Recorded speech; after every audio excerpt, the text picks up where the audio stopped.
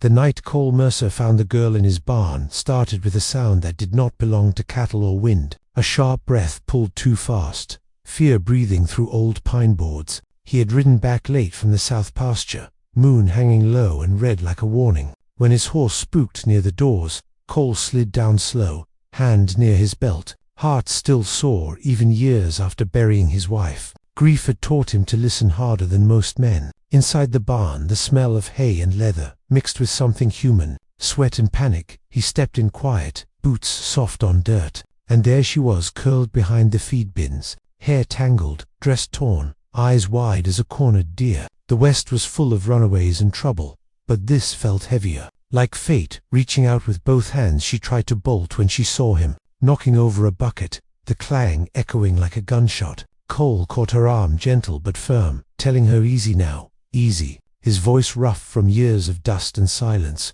She shook so hard he could feel it in his bones, begging him not to send her back, not to let them find her, words tumbling over each other. He loosened his grip and stepped back, letting her breathe. The lantern light caught her face then, and something inside him cracked open, the shape of her cheek, the line of her brow. It was like looking at a ghost that had learned to breathe again. His late wife Anna had worn that same look when she was scared, but stubborn enough to stand her ground. Cole swallowed hard, memories riding him harder than any bronc. Anna laughing on the porch, Anna sick in the bed, Anna gone before the land had time to learn her name. He asked the girl who she was, slow and careful. She stared at him like he might vanish, then whispered her name was Clara, just Clara, said she had nowhere else to go. Her eyes flicked to the dark beyond the barn doors, like men might burst through at any second. Cole shut the doors and slid the bolt, the sound final and solid. Whatever trouble had chased her, it would wait till morning. Out here a man had to choose his line in the sand. He offered her water, his canteen shaking in his hand, though he hated himself for it. She drank like she had crossed a desert, wiping her mouth with the back of her hand. When she looked up again, her eyes were clearer, and the resemblance hit him harder.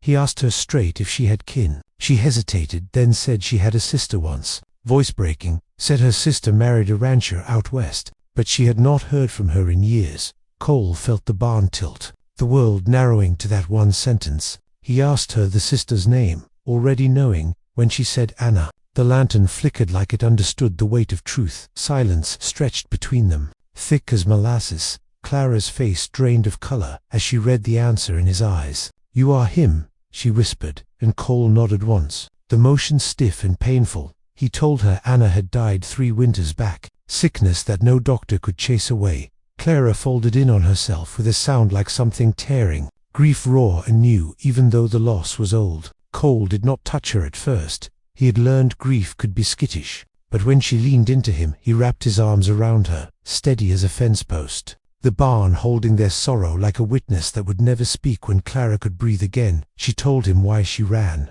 A stepfather who drank and sold what was not his to sell. A town that looked away. A man who claimed ownership with papers and fists. She had taken her sister's old letters and followed the trail west, riding wagons, walking miles, hiding when she had to, until she reached Cole's land with nothing left but hope and fear. Cole listened, jaw tight. The West had promised freedom but delivered cruelty just as often. He told her she was safe here, that no one would take her while he stood. The words surprised him with how easy they came. Like a vow he had been waiting to make again. Dawn crept in pale and cold, dust motes dancing in the light.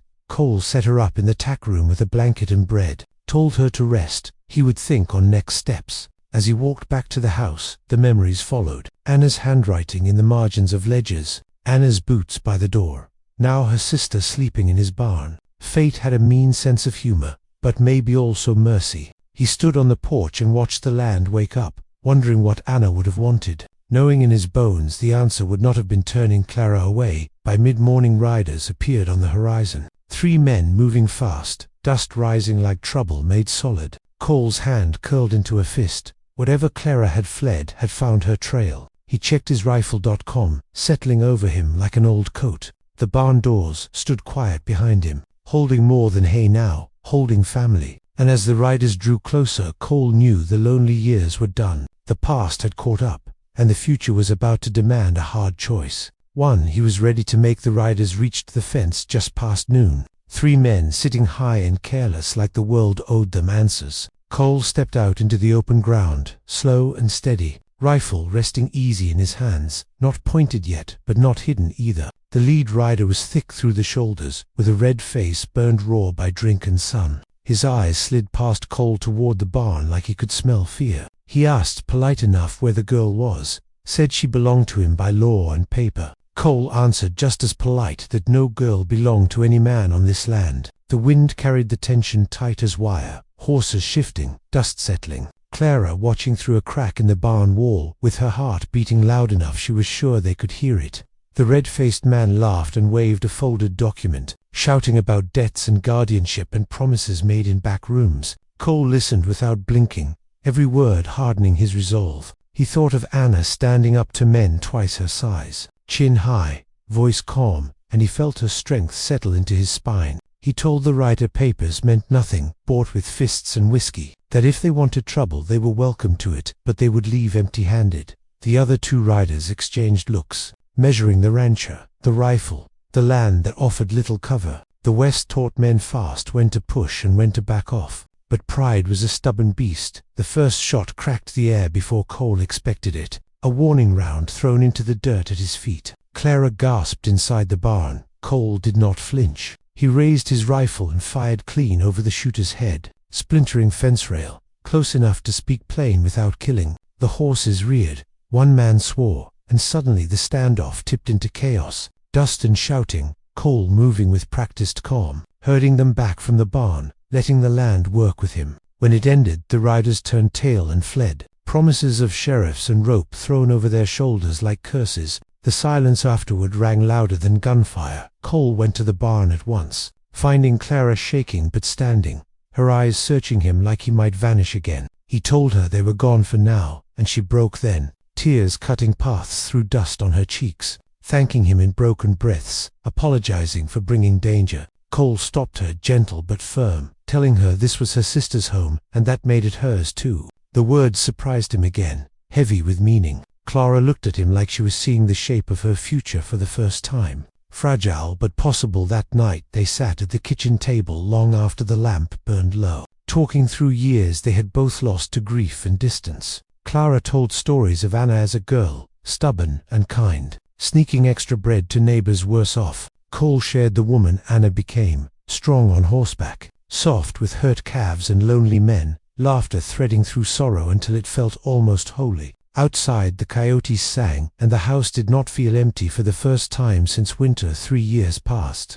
Days turned into a rhythm neither had expected. Clara helping with cooking and mending, learning the land like it was a living thing. Cole teaching her to ride fence, to read the sky, to trust her own voice. The fear faded, slow but steady, replaced by something like belonging. Yet danger lingered at the edges, whispers carried by passing hands that the men had not given up. That law could be bent by those with coin and cruelty. Cole made plans in quiet moments, speaking with a neighboring rancher, sending word to a sheriff he trusted, choosing the hard road of protection over the easy lie of peace. One evening Clara asked him why he stayed alone so long after Anna. The question, soft but sharp, Cole took his time answering. Staring out at the red stretch of sunset, he told her some losses hollow a man out so deep he is afraid to fill the space with anything new. Afraid it will vanish too. Clara nodded, understanding written plain. She said Anna would have hated his loneliness, would have demanded he live loud enough for two.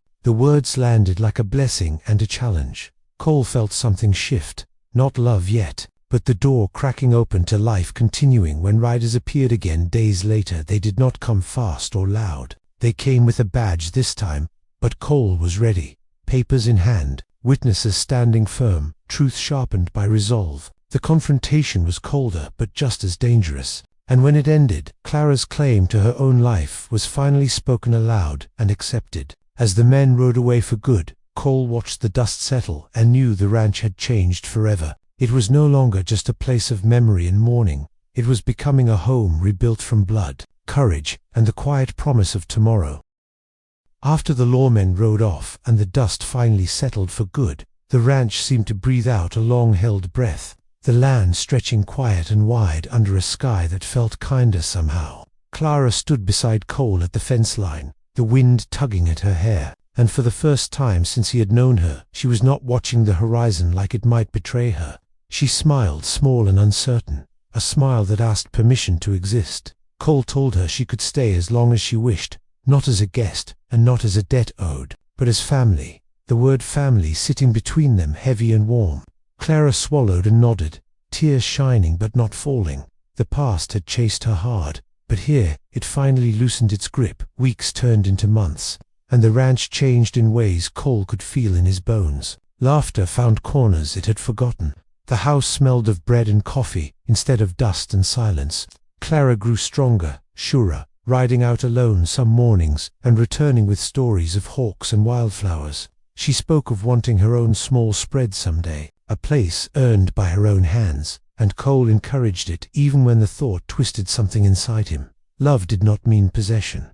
Anna had taught him that, and he would honor it. Yet at night, when the lamps were low and the talk drifted easy, he felt the strange comfort of not being alone, a companionship stitched together by shared loss and stubborn hope. One evening Clara brought out a small box she had carried across miles and fear. Inside were Anna's letters, brittle with age but alive with ink. They read them together on the porch as the sun went down. Anna's words full of plans and jokes and fierce affection for the man she married and the sister she missed. Cole felt grief rise and fall like a tide, but it no longer drowned him. Clara laughed through tears at familiar turns of phrase, saying she sounded the same right up until the end. And Cole realized then that Anna was not gone from the land or the house or their lives. She was woven into them, guiding without binding, loving without demanding. The realization loosened something tight in his chest. Trouble did not vanish completely. The West never allowed that, but it lost its teeth. Whispers faded, and men learned Cole Mercer's land was not easy prey. Clara began teaching at the small schoolhouse in town, finding pride in her own name instead of hiding behind another's shadow. Cole watched her step into the world with a quiet satisfaction that surprised him. He had thought his purpose ended with survival, but here it was again, clearer than ever. To stand, to protect, to let others grow, even if it meant standing back one night under a wide scatter of stars. Clara asked him what came next for him, the question gentle but honest. Cole thought of the years ahead, the work still to be done, the possibility of joy without betrayal of the past. He told her he would keep the ranch, keep his word, keep living. She smiled and said that sounded like a fine plan. The silence that followed was not empty, it was full of understanding, of respect, of love shaped not by romance but by something deeper and steadier. When Clara finally left to claim a small parcel of land not far off, the goodbye was hard but not breaking. Cole saddled her horse himself, hands steady, heart full. She hugged him fierce and quick, calling him brother, in a way that felt earned, not borrowed, and rode out with her head high. Cole watched until she was a speck against the open land, then turned back toward the house, the barn, the life that waited. The ache of loss still there, but balanced now by pride and peace. Years later, folks would tell the story different ways. Some said it was about a cowboy who faced down guns for a woman. Others said it was about blood finding blood across a cruel land. But Cole knew the truth was quieter and stronger. It was about choosing mercy when fear was easier, about honoring love without letting it chain you to sorrow. The barn still stood, weathered but solid, a place where fate had once hidden and waited, and on certain evenings when the wind moved just right through the grass and the sky burned gold and red, Cole would swear he heard Anna's laughter riding the breeze. Not sad or accusing, but proud, the rancher standing tall, the sister free and living her own life, and the cowboy who found her in his barn, knowing at last that saving someone else had finally saved him too.